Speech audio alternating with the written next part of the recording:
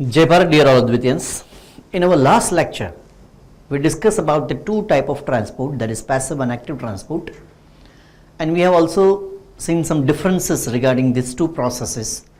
In passive transports, we have also discussed about some example like osmosis, diffusion, facilitated diffusion, right? In active transport, sodium potassium pump, potassium pump, exocytosis, endocytosis, right? So today we are going to start with the first part, that is passive transport, और उसमें हम example start करें the first process which is known as osmosis, right? Okay, now what is osmosis? So first of all, let us talk about the definition of osmosis, right? Okay, osmosis is a process, we can say that, in which there is a movement of water, means solvent, from its higher concentration towards its lower concentration till equilibrium is reached.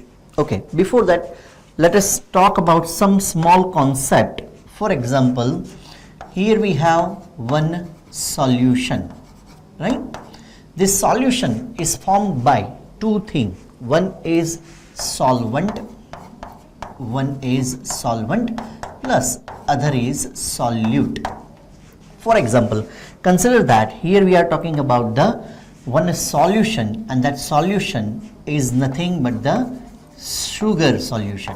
This solution is sugar solution. So in this sugar solution, the water is solvent and sugar is what? Sugar is solute, right? So every solution is made up of two things. One is solvent and the other one is solute, right? Which dissolve inside the solvent. Okay.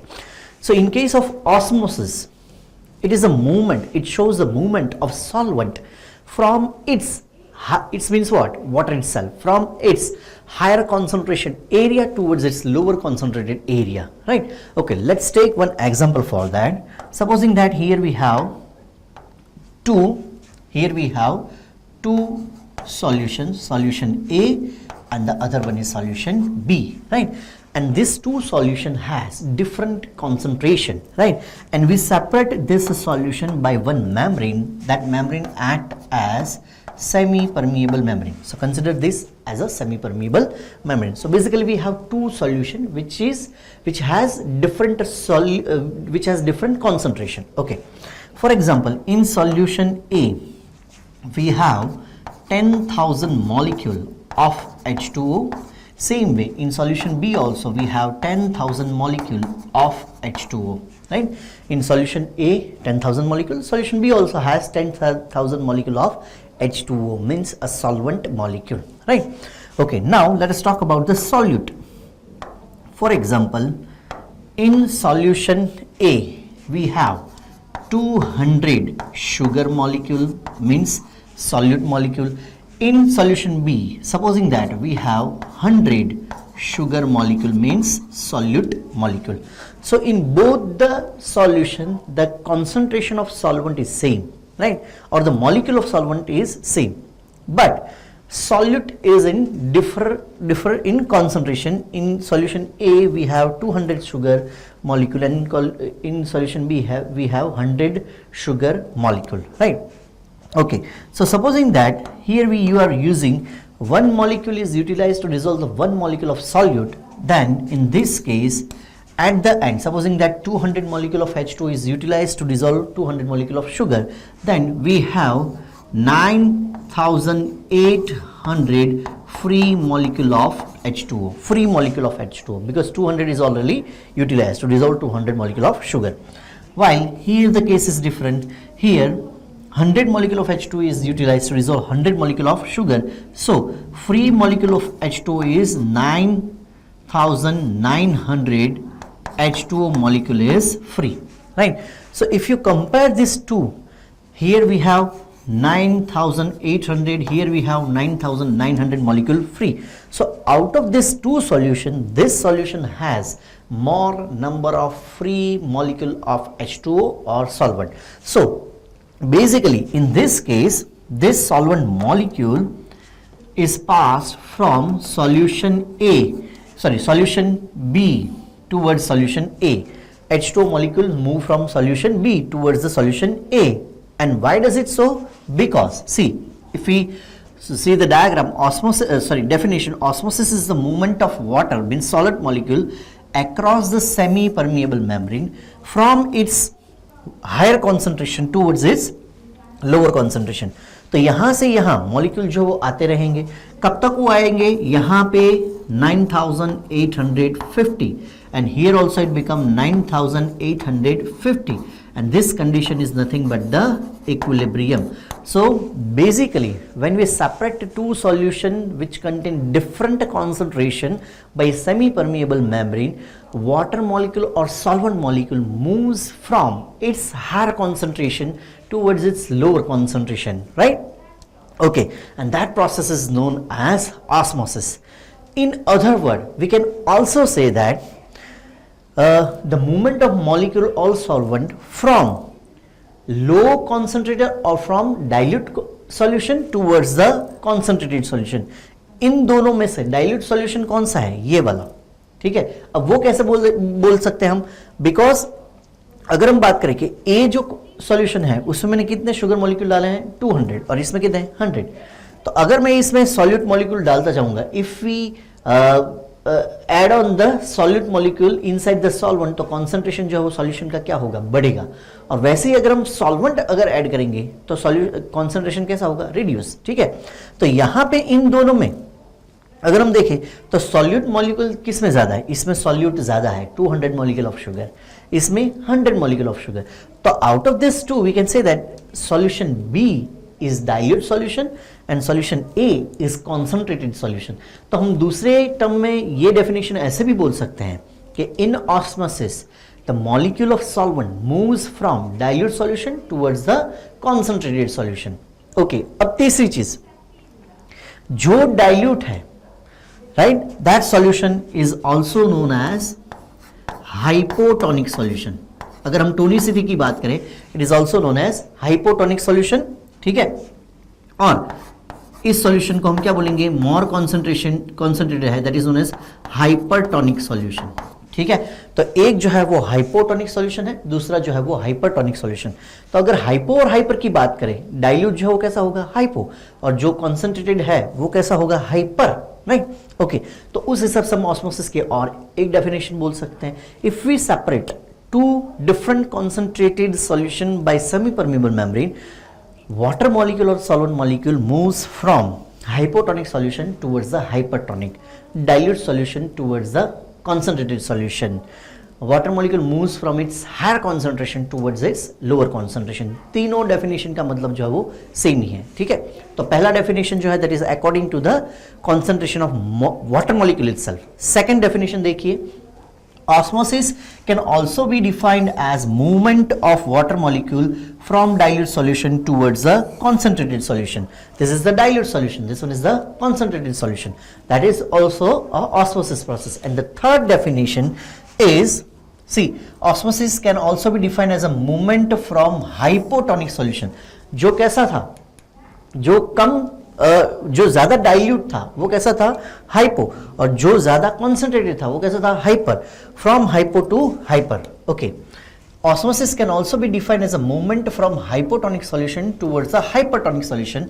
Hypo to hyper. Hypo means less concentrated, means dilute. Hyper means more concentrated, means concentrated. Right?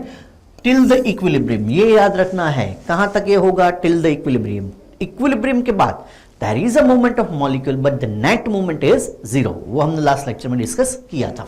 Okay, अब यहां पे एक और चीज आपको याद रखनी है, osmosis can be of two type. अगर हम सेल की बात कर रहे हैं, ठीक है, तो अगर हम सेल की बात करें तो सेल में दो कंडीशन हो सकती है कि ये सपोज कोई एनिमल सेल है, आप ऐसा समझ लो, राइट.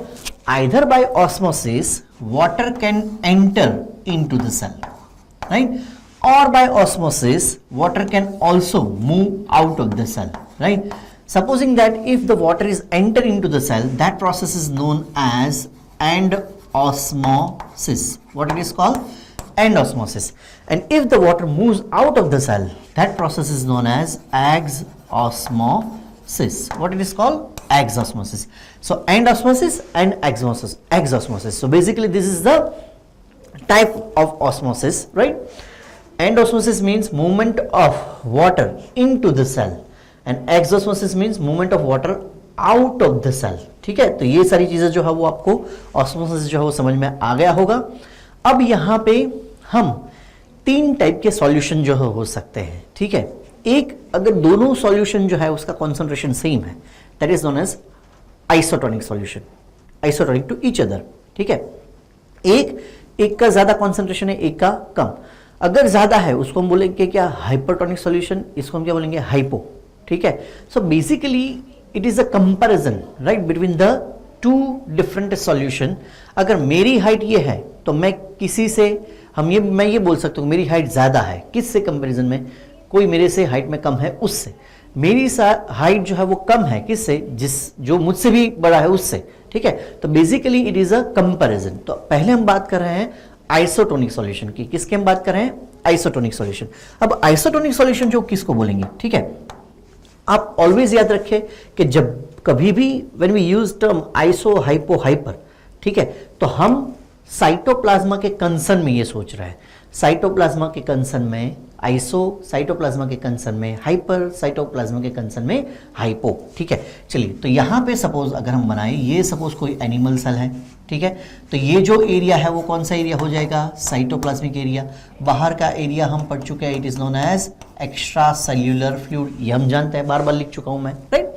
ओके, अब साइटोप्लाज्मा जो है, यहां हम किसकी बात कर रहे हैं, आइसोटोनिक सॉल्यूशन की। If I am saying that ECF has और extracellular fluid has isotonic solution. Isotonic solution. What does it mean by that? If I am saying that ECF is an isotonic solution, means the concentration of ECF is equal to the concentration of the cytoplasmic area. Whatever the cytoplasma has concentration, that same concentration contain what, ECF as well. So in that condition there is a no net movement of the solvent molecule. इस condition में osmosis जो है वो नहीं होगा। अगर हम living cell की बात करें, ह्यूमन सेल की बात करें, तो यहां पे हमारे लिए जो है वो 2 सॉल्यूशन जो वो आइसोटोनिक है to our cell, right.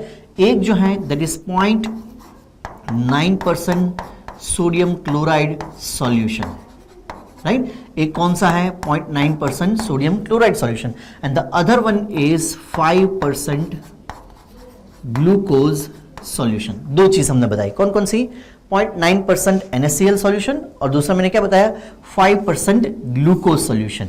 This is और these 2 solutions are isotonic to the cytoplasmic content।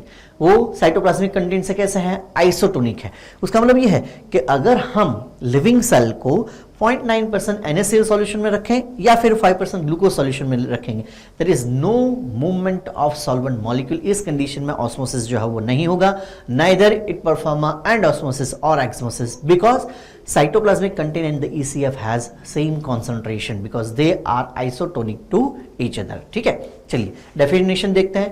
when the concentration of a solution is same on the both the side of the cell, मतलब plasma membrane के बाहर भी और अंदर भी, right, the inner side as well as on the outer side, then there is no then they are considered as isotonic to each other। ऐसे 2 solution को, ECF और साइटोप्लाज्मा को हम क्या बोलेंगे, हम उसको it is a isotonic solution. क्या बोलेंगे हम, आइसोटोनिक सॉल्यूशन। ओके, इस कंडीशन में होगा क्या, if cell is placed in isotonic solution.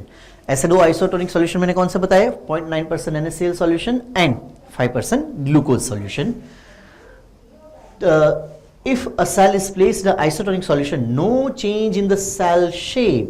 Cell के शेप में चेंजेस कब आ सकते हैं, अगर वाटर अंदर आया इट बिकम टर्जिड, अगर वाटर बाहर गया इट बिकम श्रंक। ठीक है, तो ये दोनों चीज में है वो सेल का शेप चेंज होगा, लेकिन यहां पे बाहर कैसा है, isotonic solution, so there is no exchange of water molecule. ठीक है, तो उसमें शेप जो है वो चेंज नहीं होगा, right, as there is no net movement of the solvent particle का कोई नेट मूवमेंट यहां पे नहीं है, इसलिए सेल का शेप जो है वो कुछ तरीके से चेंज नहीं होगा। कब चेंज होगा वो हम देख रहे हैं आगे। ठीक है, okay, one more important thing, 0.9% NaCl and 5% glucose solution are isotonic solution to the cytoplasm. ये मैंने लिखा ही है, 0.9% NaCl और 5% ग्लूकोज सॉल्यूशन, ये दोनों जो है it is isotonic to the cytoplasmic region, and that is because there is no exchange of solvent, right.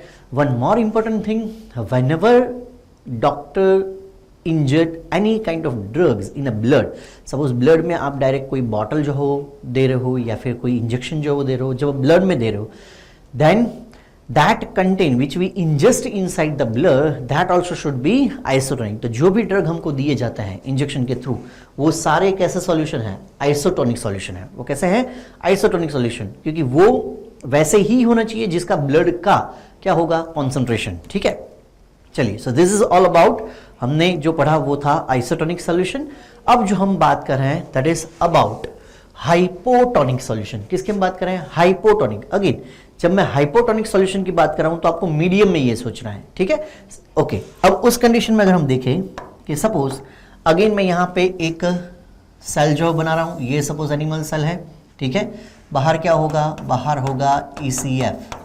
अब देखिए ECF जो कैसा है, ECF जो है वो हाइपो है। हाइपो को मैं दूसरा क्या बोल सकता हूं, डाइल्यूट भी बोल सकता हूं, है ना। हाइपो जो है वो मतलब क्या हुआ, डाइल्यूट है।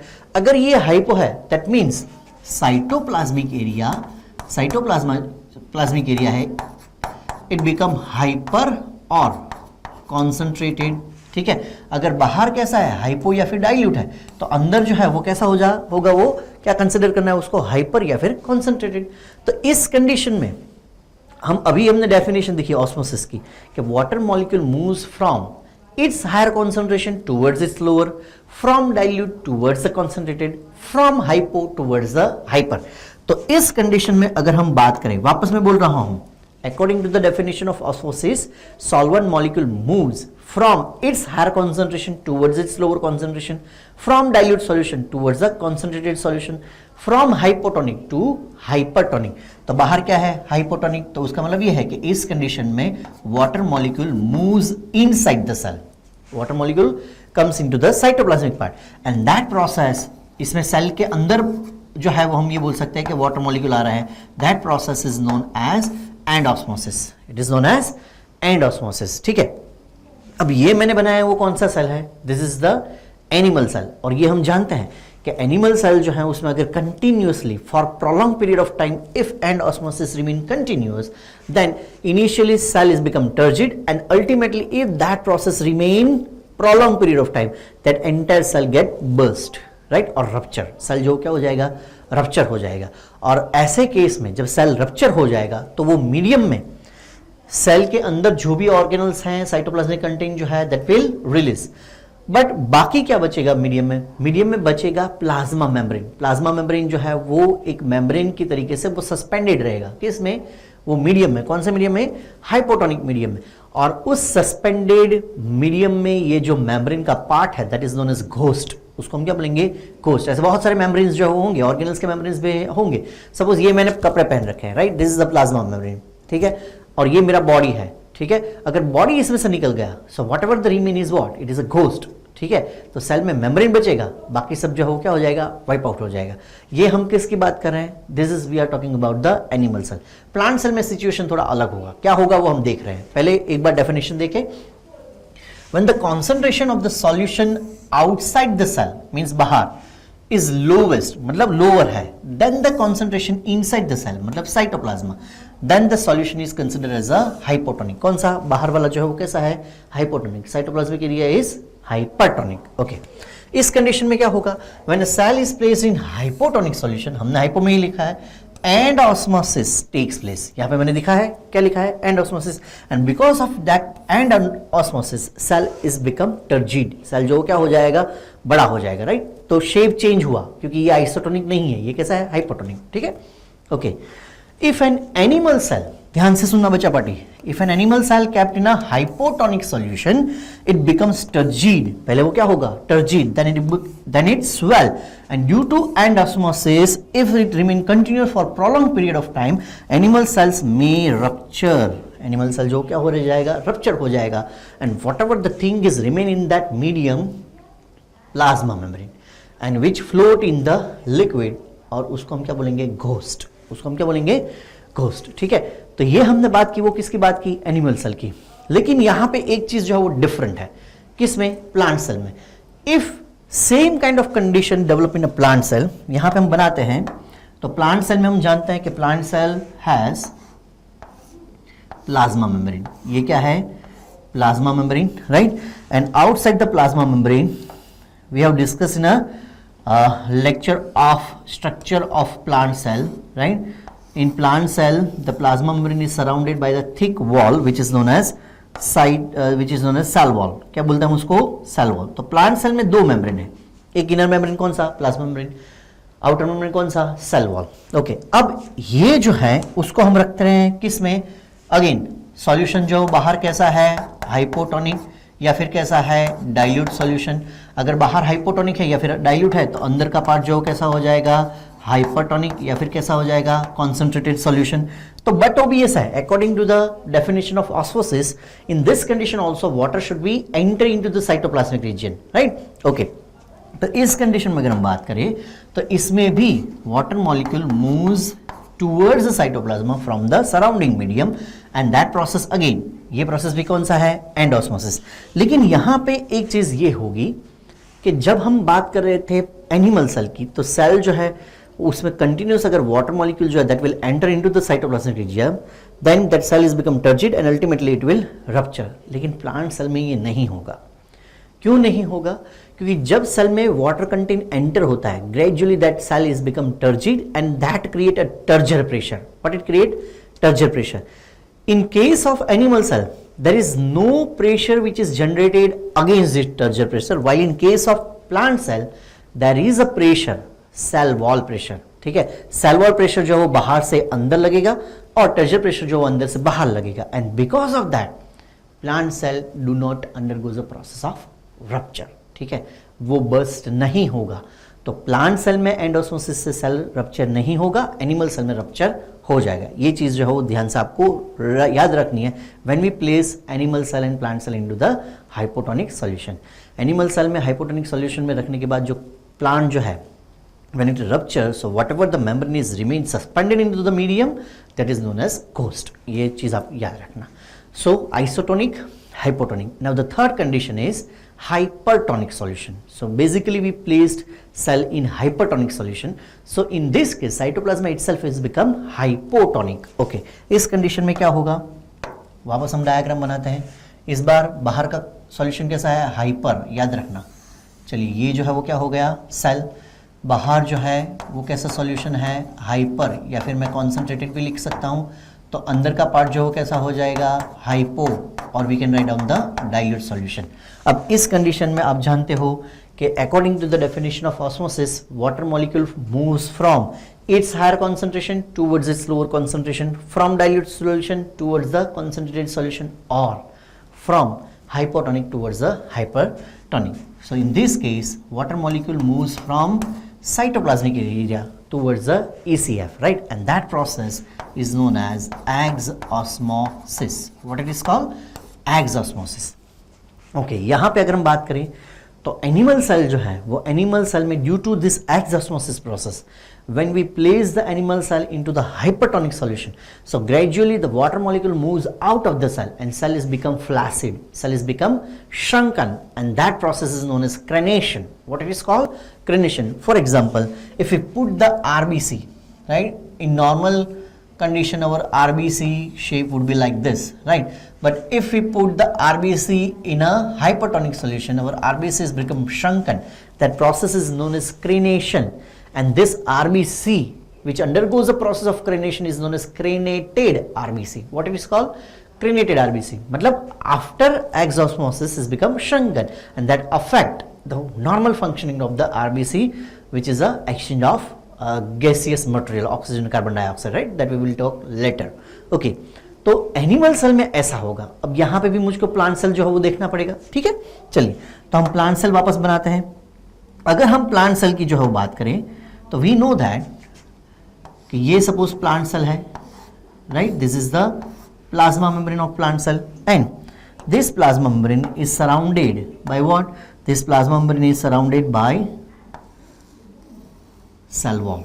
This plasma membrane is surrounded by cell wall. ठीक है, अब यहां पे भी अगर हम बात करें कि यहां पे भी कंडीशन तो यही है. बाहर कैसा है? Hypertonic solution.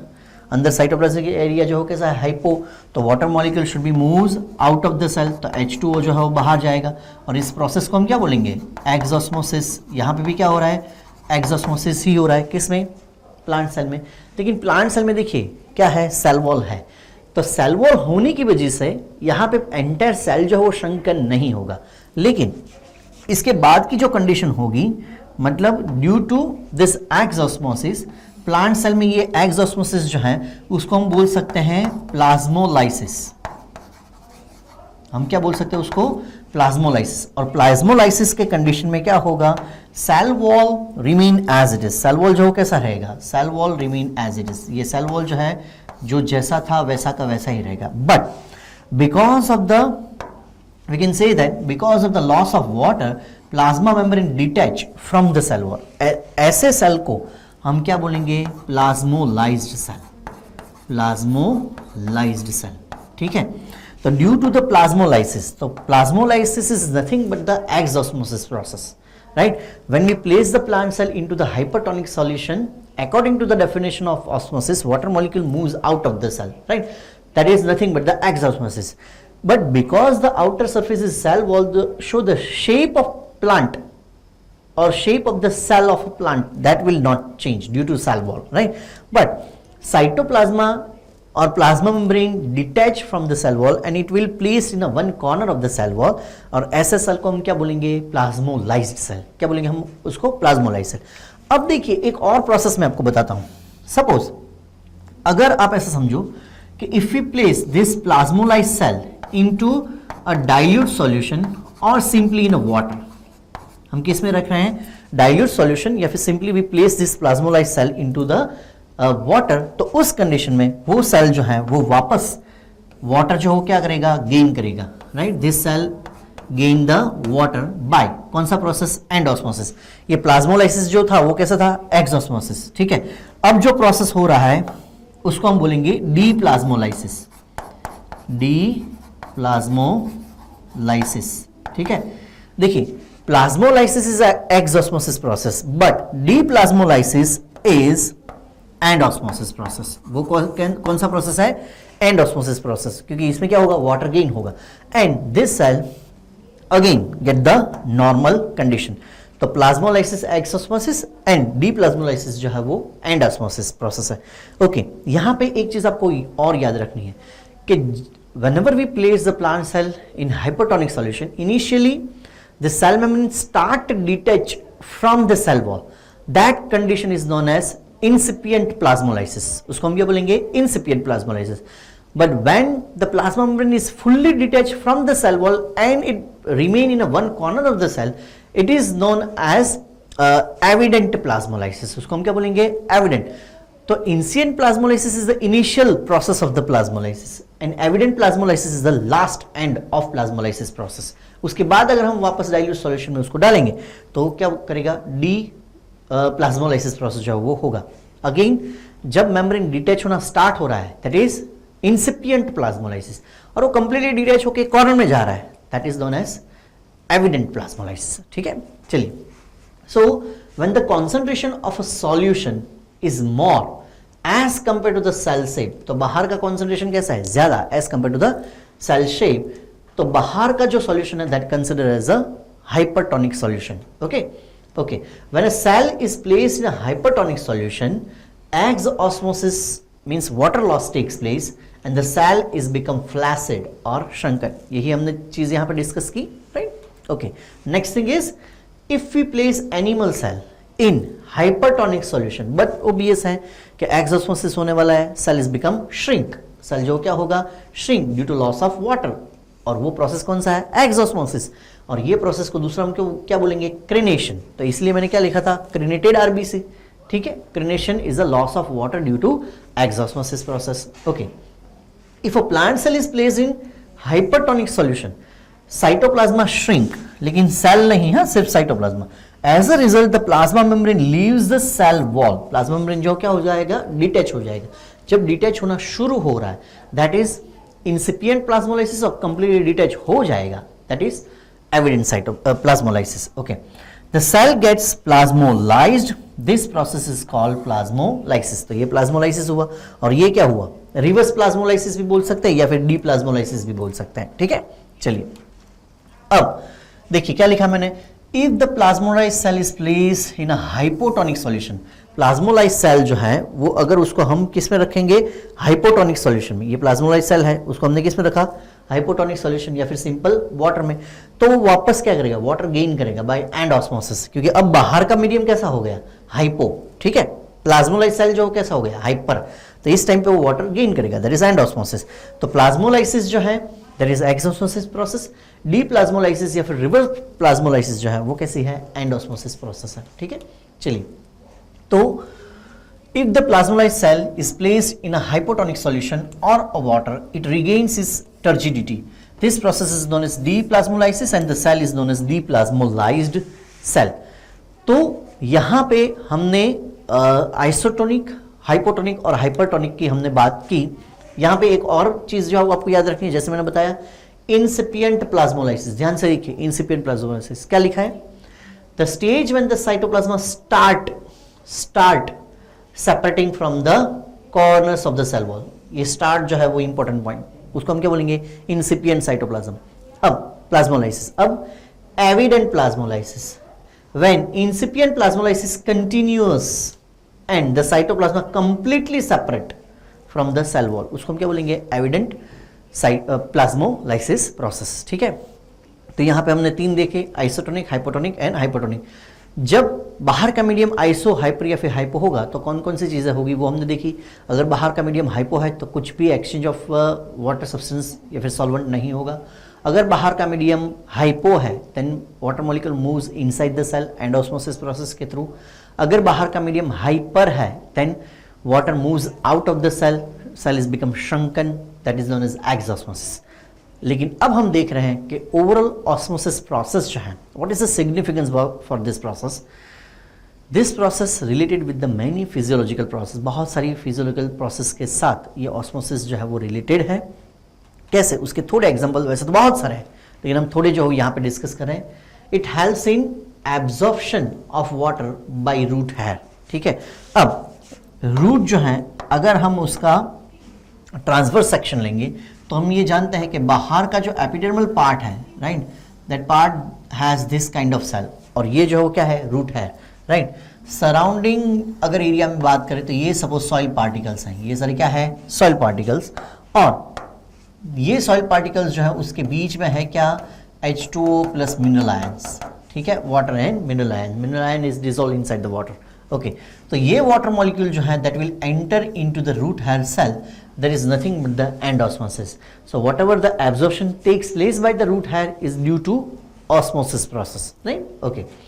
Second thing, it maintains turgidity of cell which helps in opening and closing of stomata, right? Stomata is nothing but the, we can say that it is a structure which is related with the transpiration process, right, and the exchange of gases. अगर हम बात करें तो हम देख चुके हैं कि in monocot the guard cell is a dumbbell shaped, while in case of dicot the guard cell is a bean shaped. यहाँ पे हम dicot का फिगर बनाते हैं कि ये suppose dicot के क्या है, guard cell, right, this is the guard cell and this one is the stomatal aperture, okay. Surrounding to this guard cell there is another epidermal cell, these are the another epidermal cell, okay. इस condition में होगा क्या कि यहाँ पे this guard cell जो है, that guard cell receive potassium K plus, and because of that this guard cell is become hypertonic. guard cell का जो अंदर का साइटोप्लाज्म होगा that becomes a hypertonic, और अगर वो hypertonic हुआ that means it absorbed water from the surrounding medium. Guard cell में क्या एंटर होगा, पोटेशियम आयन, राइट, वो हम पढ़ेंगे पोटेशियम आयन थ्योरी में, ओके। उससे अंदर का कॉन्सेंट्रेशन क्या होगा, इंक्रीज होगा, किसका, cytoplasm of the guard cell. उससे वो क्या करेगा, सराउंडिंग जो सेल्स हैं वो कैसे हो जाएंगे, हाइपोटोनिक, गार्ड सेल खुद कैसा हो गया, हाइपरटोनिक। तो हाइपो से हाइपोर की ओर क्या होगा, वाटर मॉलिक्यूल आएंगे, उससे गार्ड सेल जो है दैट बिकम टर्जिड, और अगर वो टर्जिड हुआ तो इसके ऊपर प्रेशर आएगा और जो अंदर का जो थिकर वॉल है वो क्या हो जाएगा, ओपन, तो ये स्टोमेटा क्या होगा, ओपन। जब वो वाटर लॉस हो जाएगा तो वापस कैसा हो जाएगा, वो पार्ट जो वो नैरो हो जाएगा, right. So closing and opening of stomata that is due to a osmosis process. Second is movement of leaflet in Mimosa pudica, right. अगर मिमोजा प्यूडिका की अगर हम बात करें, it is a compound leaf, right, which has a leaflets. तो जब आप Mimosa pudica मतलब टच मी नॉट प्लांट, जब आप उसको टच करते हो, it create impulses and at the base of leaf it has one part which has many cells, many turgid cell, और वो सारे टर्जिड सेल जो हैं उसमें क्या हो जाएगा, एक्सोस्मोसिस। डिटेल जो हम आगे देखेंगे मॉर्फोलॉजी वाले पार्ट में। तो जब वो पार्ट में बेस वाला जो पार्ट है, यहां पे हम सपोज डायग्राम भी बना सकते हैं कि ये सपोज कोई एक बेस है, यहां पे अगर हम बात करें तो ऐसे ये सपोज लीफ का बेस है, right, that leaf base has one a cushion like part and these are the leaflets, these are the leaflets, ये क्या है, सारे leaflets हैं, ठीक है, ओके। जब इस पार्ट में क्या होगा, एक्सोस्मोसिस मतलब लॉस ऑफ वाटर, तो एक्सोस्मोसिस होगा तो उससे क्या होगा, सारे leaflet जो क्या हो जाएंगे, बंद हो जाएंगे, राइट। तो वो जो मूवमेंट है किस में, टच मी नॉट प्लांट में, that is due to exosmosis process. Detail जो है वो हम बाद में जब आगे मॉर्फोलॉजी वाला पार्ट आएगा उसमें हम डिस्कस करेंगे, ओके। नेक्स्ट अगर हम बात करें तो penetration of root in a host cell, that is also due to endosmosis, ठीक है, वो भी हम आगे देखेंगे। एंड्रोलिंग और एक्सटेंशन ऑफ लिफ, अब एंड्रोलिंग होना, supposing that there is a scarcity of water, so basically it is a challenge for plant to prevent the water and reduces the water loss, ठीक है। उस स्टेज में क्या करेगा कि ये सपोज लिफलेट है, तो वो लिफलेट जब वाटर लॉस कम करना है तो ये लिफलेट जो क्या होनी चाहिए, कर्लिंग होना चाहिए। तो वो कर्लिंग कैसे होगा, वो कर्लिंग होगा, वो जो लीफ है, लिफलेट नहीं लेकिन वो जो लीफ है, वो लीफ में क्या होंगे, बुल्लीफॉर्म सेल्स होंगे, right, it is also known as motor cell.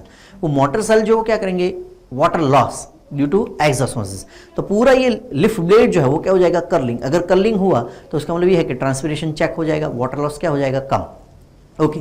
When we get the enough amount of water, तो वो प्लांट जो है वो वापस एडेप्टेड है, it due to endosmosis it absorb the water from the surrounding medium. तो वो जो बुल्लीफॉर्म सेल या फिर हम ये बोल सकते हैं कि जो मोटर सेल जो है वो वापस टर्जिड हो जाएंगे, तो उससे क्या हो जाएगा, पहले कर्लिंग हुआ था, अब वो वापस क्या हो जाएगा, ओपन हो जाएगा, ठीक है। तो curling is due to exosmosis and वापस जो नॉर्मल प्रोसेस जो है that is due to endosmosis, water gain के थ्रू वो हो रहा है, ठीक है। चलिए, और लास्ट जो है that is stretching of stem. Stem जो है उसका हाइट इंक्रीज होना या कोई भी ग्रोथ होना, इंक्रीज कब होगा, जब ग्रोथ होगा तब। तो ग्रोथ जो है उसमें हम मेरिस्मेटिक टिश्यू जो पढ़ चुके हैं, मेरिस्मेटिक टिश्यू जो है उसके जो सेल है that is known as meristematic cell and it is related with the cell division and growth.